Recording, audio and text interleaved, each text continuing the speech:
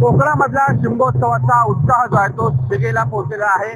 तेरते शिमगेनंतर आज आहे ते पौर्णिमेचे शिमगे आणि हा पौर्णिमेचा होम सध्या लागलेला आहे. पहाडाच्या प्रहरी हा होम लागलेला. आपण सध्या उभे असते रत्नागिरीच्या भोके गावामध्ये आणि या भोके गावाच्या जाकादेवी देवीचा जो आहे तो शिमगोत्सव या ठिकाणी आपल्याला पाहायला मिळतोय. आपल्यासोबत काही ग्रामस्थ देखील आहेत.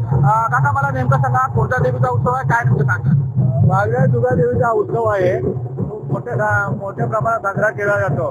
जवळजवळ म्हणजे 15 दिवस या गावामध्ये नमन आणि तिचा देवीचा उत्सव बरोबर सांगता घेऊन आम्ही हा पूर्ण करत असतो. जवळजवळ 10 दिवस जातात त्या उत्सवाला.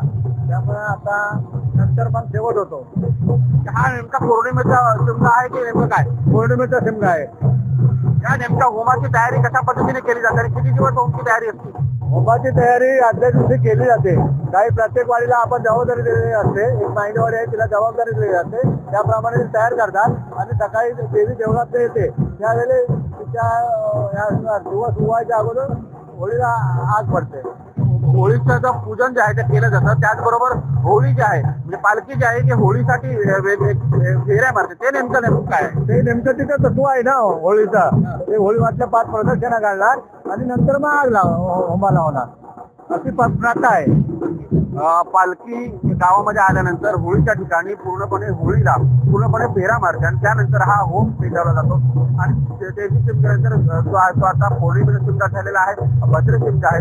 अशा पद्धतीने विविध प्रकारचे शिमगे कोकणामध्ये साजरे केले जातात. हाच उत्साह सध्या कोकणामध्ये शिमगोत्सवाचा पाहायला मिळतोय.